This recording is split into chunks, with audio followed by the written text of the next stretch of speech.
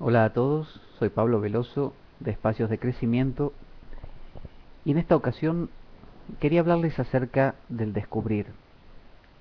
Nuestro pensamiento suele funcionar a través de las palabras, a través de conceptos, a través de esta sensación de que somos un observador de nuestros sentimientos, de nuestro entorno, de nuestras emociones y solemos crear en ese sentido mundos. Yo recuerdo que a lo largo de los años me he conectado con distintos o he transitado distintos caminos, algunos de ellos como por ejemplo cuando estuve con los Hare Krishna, que quizás los conozcan, son estos chicos que se rapan la cabeza con una colita detrás y que cantan Hare Krishna todo el día y lo rezan también con una especie de rosario que llevan colgado o en su mano y, y ellos tenían una filosofía en particular. Cuando por primera vez me acerqué a ellos, me parecía toda una locura. Es decir, su filosofía de que Krishna era Dios y que todo estaba estipulado, quiénes eran los asistentes de Krishna, quiénes eran no, las sirvientes, los enemigos, cómo armaba las cosas, y todo tenía una explicación. ¿Por qué pasaba tal cosa en el mundo? Era el plan de Krishna, porque Krishna de esa manera, había distintas eras, había avatares que descendían en cada época y que eran encarnaciones de Krishna, y todo estaba krishnaizado. Como también podemos ver cómo los cristianos tomaron el Antiguo Testamento judío, la Torá, que nada tenía que ver con Cristo, y sin embargo empiezan, San Agustín fue el que desarrolló mucho esto, empiezan a ver en todos los salmos y versos del Antiguo Testamento una especie de anuncio de la futura llegada del Mesías, de Cristo, como que ese Antiguo Testamento tuviera claves secretas dentro que hablaban de Cristo. Los judíos hoy en día no lo ven así, lo ven totalmente diferente, pero los cristianos sí. De la misma manera los Hare Krishna tienen una visión determinada. Es algo que Robert Anton Wilson, desarrolló la idea o el concepto de túneles de realidad. Y de la misma manera que a veces uno ve una película distraídamente y no se engancha, pero donde se deja estar un poquito y le presta atención, cuando quiere acordar, ya está sufriendo con el personaje. Esa cosa de la empatía con el otro. Bueno, de la misma manera a veces pasa con estas filosofías.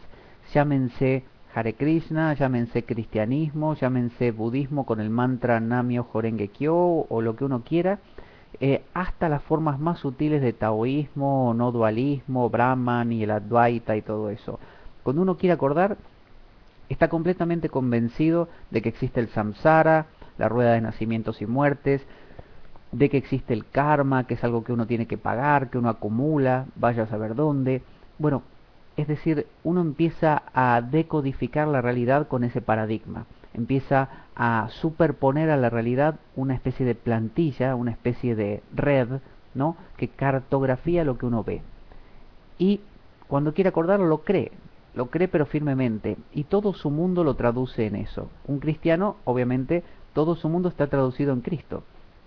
Si le pasa algo difícil, Cristo o Dios a través de su Hijo lo permite y es una prueba y eso nos ayuda a aprender para que nos superemos y podamos regresar como el Hijo pródigo a los brazos de nuestro Señor. Entonces todo empieza a cristaizarse, digamos, o budizarse, o taoizarse, o no dualizarse, y todo empieza a tener esa forma. Les contaba cuando estuve con los Hare Krishna que al poco tiempo mi mente se había Hare Krishnaizado, es decir, pensaba como un Hare Krishna más. No concebía otra forma de ver la vida, ya estaba así. Ya era como alguien diría, entraste en la secta, ¿no? Secta significa sección, secta, sección, una porción de una gran tarta, de una torta. Entonces, el cristianismo es una secta, el hinduismo es una secta, el budismo es una secta, el comunismo, el capitalismo, el machismo, el feminismo, el vegetarianismo o cualquier ismo es una secta, es una sección de la realidad. Yo la secciono y la utilizo para ver el mundo. No la veo abiertamente, sino que me quedo solamente con esta realidad posible. Entonces, ¿cómo puede uno digamos, desarticular una visión de estas. Puede a través de afirmaciones ajenas.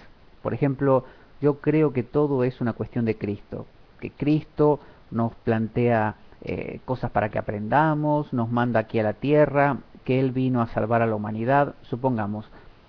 Viene alguien y me dice, no, no es así para nada, es de esta manera, mira, la humanidad es una cuestión biológica. Darwin dijo tal y cual cosa, la evolución de las especies, bla, bla, bla, es así.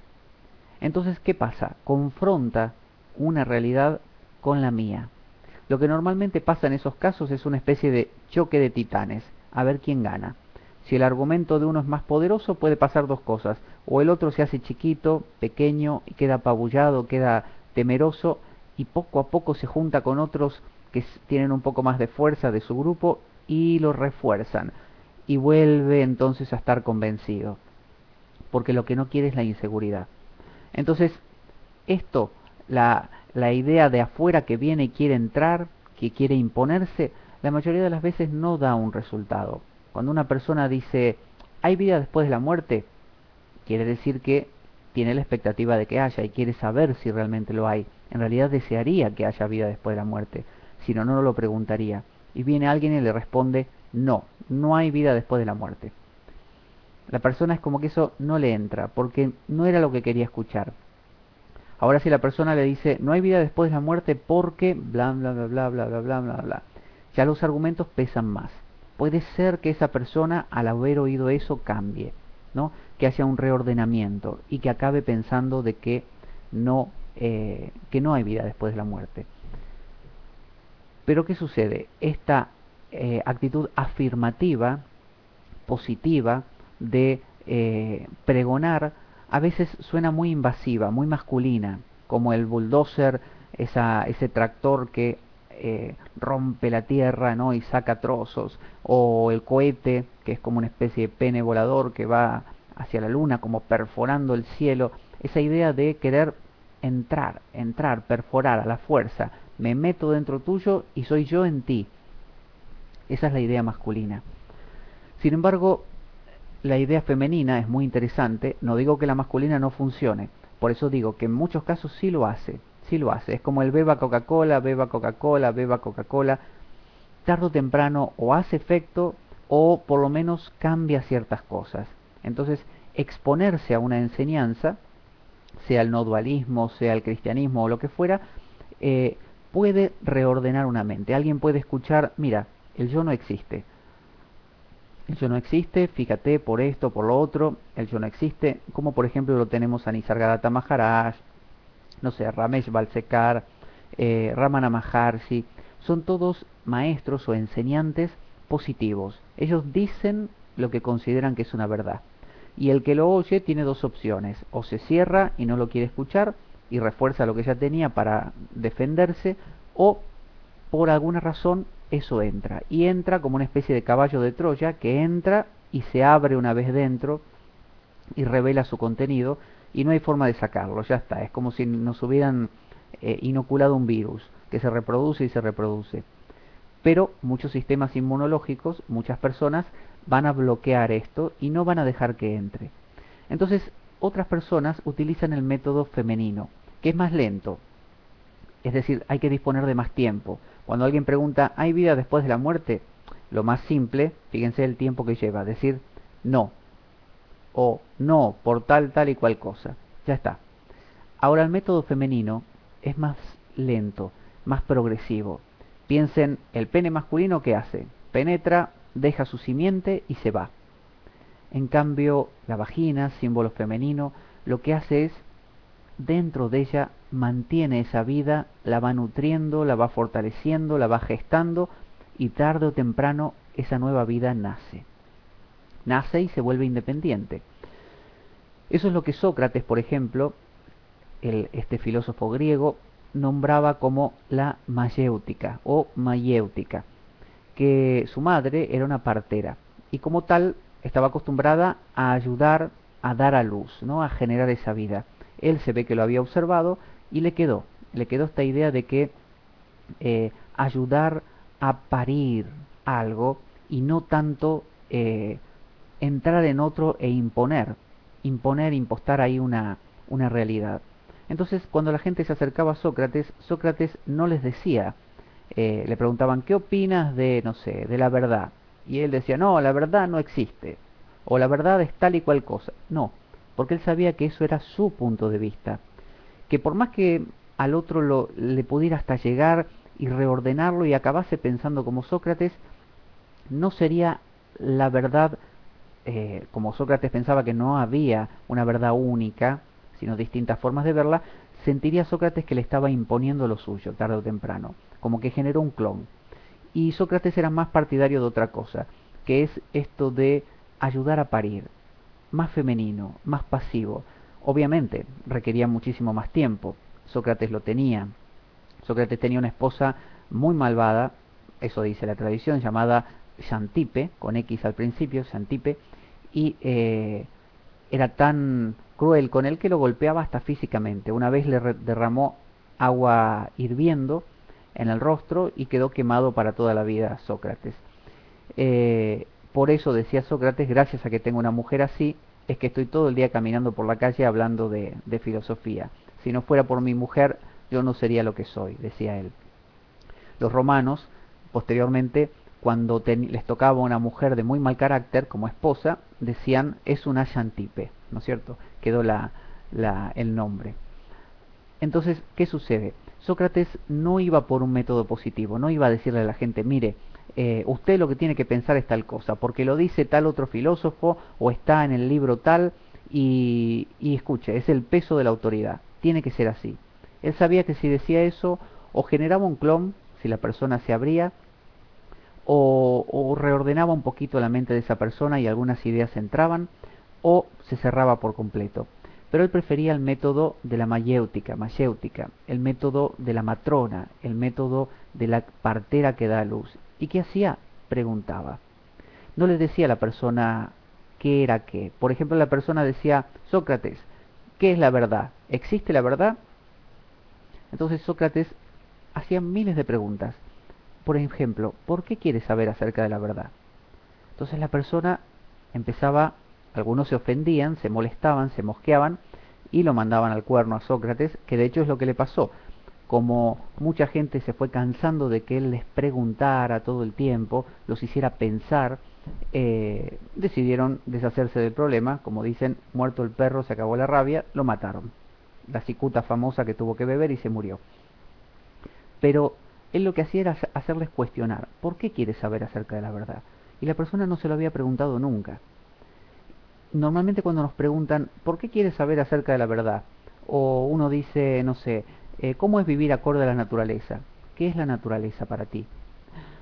¿Qué hace uno? Dice, a ver, recopila información en la mente y dice, ¿qué dijo tal filósofo? ¿Qué dijo la enciclopedia británica? ¿Qué dice la Wikipedia? Naturaleza. Naturaleza es bla bla bla bla bla bla. ¿Y qué hace? Repite lo de otro. Lo cual acaba siendo un método positivo. Es decir, nada salió de dentro. Lo volvimos a meter desde fuera. Entonces Sócrates iba todavía más profundo y seguía insistiendo. Bien, tú citaste, no sé, a la Wikipedia, supongamos que existiera, la Wikipedia. ¿Cómo sabes que la Wikipedia tiene razón? Y bueno, porque la gente que la escribe sabe. ¿Cómo sabes que la gente que la escribe sabe? Bueno, porque todos los valoran como personas que saben. Valorar a alguien por consenso general como persona que sabe, ¿es prueba de que sabe o puede ser que, aunque lo valoren todos, en realidad no sepa o estén equivocados los que lo están valorando o lo hagan por otros motivos de conveniencia?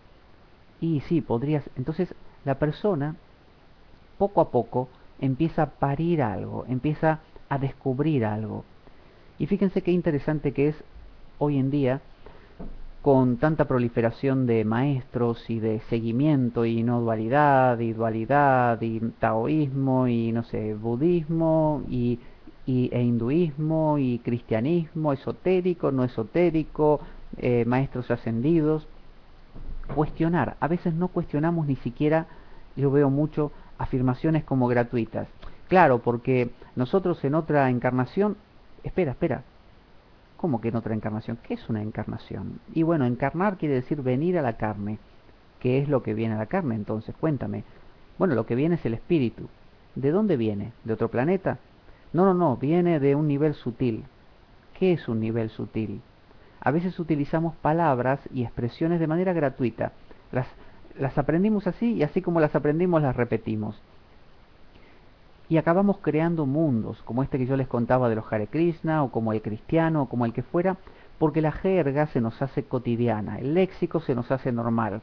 Entonces hablamos claro porque la conciencia, hay que ser el testigo de la conciencia porque el espacio entre los pensamientos es el silencio de la conciencia. ¿Qué es la conciencia? ¿Qué es el silencio de la conciencia? ¿Qué es el testigo que observa? ¿Y con qué fin observa los pensamientos? ¿Qué le aporta? ¿Y qué es ese testigo diferente a los pensamientos? Entonces, cuando empezamos a hacer estas preguntas, como les decía, si hay el tiempo para hacerlo, a veces en los grupos de Facebook y todo eso es muy tedioso porque hay que escribir mucho. Es más fácil cuando alguien pregunta, ¿existe la reencarnación? No, la reencarnación no existe por tal y cual cosa. Listo. Y uno se va a hacer otra cosa. Pero tener que decir, ¿qué es la reencarnación para ti? Y tal cosa. ¿Por qué piensas que es así? Bla, bla, bla. Eso, aunque sea más lento, más femenino, más progresivo, la mujer tiene 9 meses en el útero a un bebé, el hombre son 5 minutos, y si sabe algo de tantra, máximo, no sé, 1 hora, y luego eyacula y desapareció y no hay más nada. En cambio la mujer lo tiene 9 meses. Esos 9 meses es tomarse el tiempo y desgranar. Pero la mayéutica o la mayéutica da un resultado mucho más profundo. Nos permite realmente parir algo por nosotros mismos. Retomar ese valor de que salió de mí, salió de mí. No lo dijo ni Aristóteles, no lo dijo ni Sargadatta, no lo dijo el gurú tal, Muktananda o quien fuera, no lo dijo alguien. Salió de mí, salió de mi pensar, salió de algo que se fue rearmando por efecto de estas preguntas. Nadie me lo inculcó. Entonces el que hace preguntas, este Sócrates por ejemplo en este caso, se vuelve neutro. En lugar de ser positivo y decir esta es mi postura, créela, acéptala. En vez de decir eso dice no tengo ni idea. ¿Me preguntaste qué es la verdad? Bien. Eh, no tengo ni idea, vamos a descubrirlo. ¿Por qué quieres saber qué es la verdad? ¿De dónde sacaste el término verdad? Ah, bueno, bla, bla. Y le sigue preguntando, pero desde un punto de vista neutro, como si fuera un tonto que no sabe nada. Por eso Sócrates decía, solo sé que no sé nada. Es decir, descubrí que no lo sé. Puedo tener pensamientos propios, ideas propias acerca de cada cosa, pero me doy cuenta que son relativas, porque el otro tiene otras ideas. Y me doy cuenta que no son ni mejor ni peor que las mías.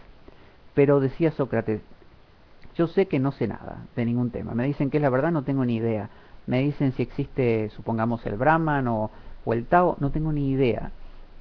Me dicen cómo hay que hacer para alcanzar el equilibrio en la vida, no tengo ni idea. Pero sé que tú tampoco tienes ni idea. Lo que pasa es que estás convencido que sí. Entonces, mediante las preguntas, Sócrates ayudaba a que las personas se den cuenta de que no sabían nada. Obsérvenlo y van a ver en ustedes mismos y en otras personas cómo hay estas que yo les decía, expresiones gratuitas. Sí, sí, porque Dios nos ama a todos. El amor es la energía que unifica todas las cosas. El secreto es la ley del pensamiento positivo. Lo que tú pienses se concreta.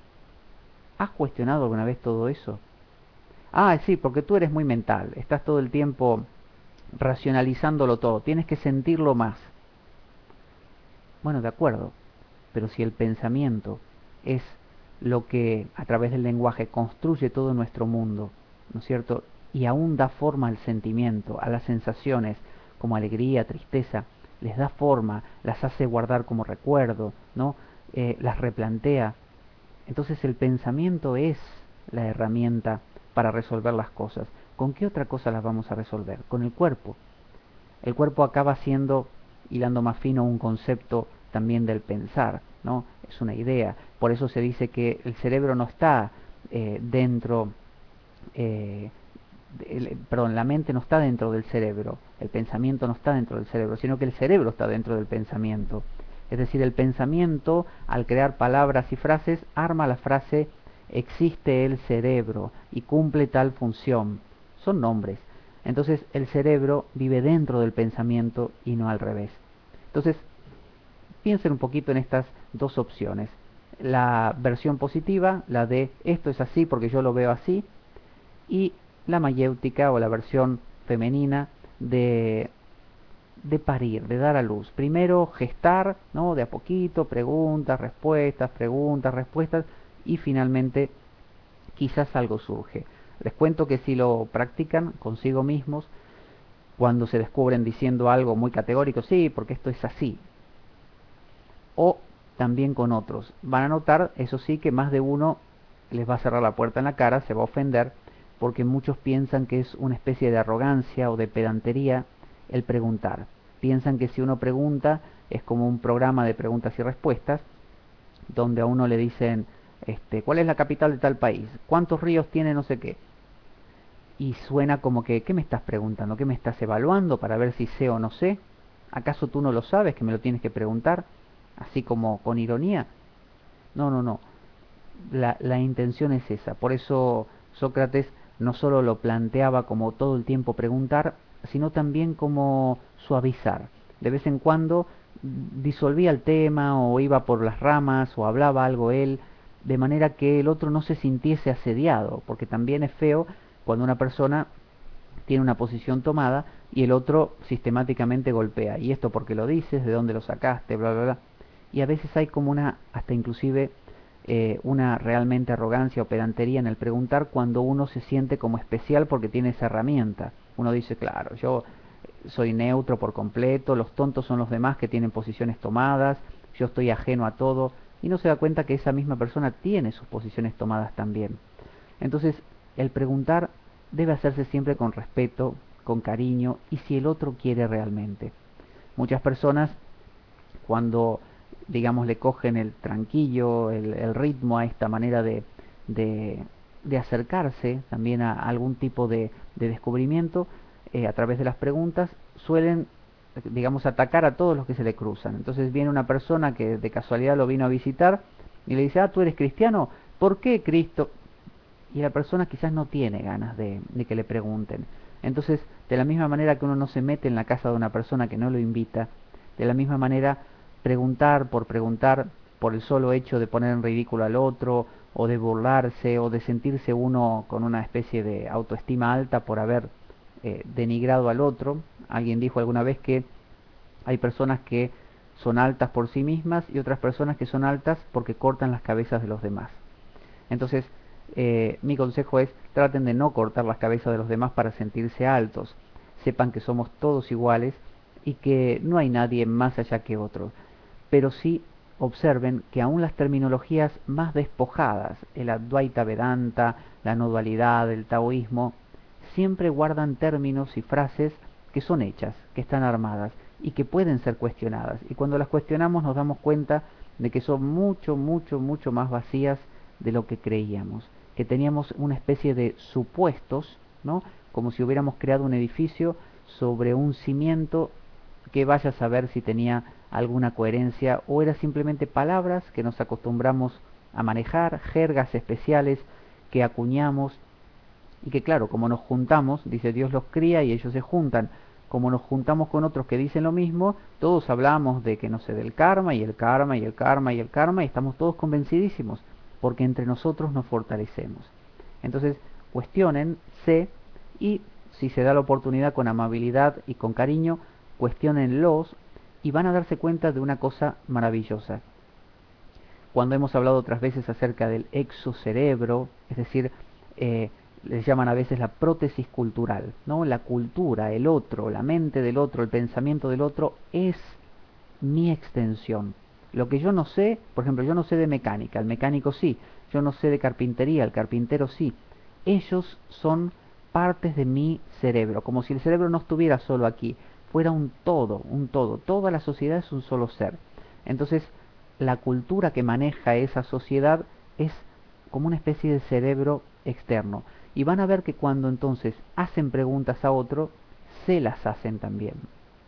Y van a descubrir muchas cosas propias al preguntar cosas al otro. Y van a ver que casi cuando dialogan con otro haciendo estas preguntas, escuchando y volviendo a preguntar, en realidad pareciera que están hablando con ustedes mismos, como que ese descubrimiento que hace el otro es el propio. Y esa dinámica se va implantando más hasta el punto que ya dejan de afirmar cosas gratuitamente como todo es así y esto absolutamente es de esta manera. Queda todo un poco más, puede ser, podría ser, es una forma de verlo, quizás, ¿no? Dejando todo como un poco más eh, colgado de, no sé, de hilos, no tan serio. Como decía Rowe, de Robert Anton Wilson, el E-Prime le llamaba él, que era aprender a hablar quitando la primera persona, diciendo, o sea, quitando lo absoluto, lo categórico, en vez de decir esto es así, el es, quitarlo por me parece, esto me parece así. Cuando empezamos a cambiar esos absolutos de esto es de esta manera, Brahman es la totalidad, el Tao, bla, bla, bla, el karma, en vez de eso decir, bueno, es un pensamiento que tengo, tengo la sensación, lo cuestiono, es mi opinión por ahora, no sé, mañana. Entonces uno se empieza a dar cuenta que esos túneles de realidad no son tan sólidos como se pensaba. Bueno, los dejo con ese pensamiento para que lo reflexionen. Hasta la próxima.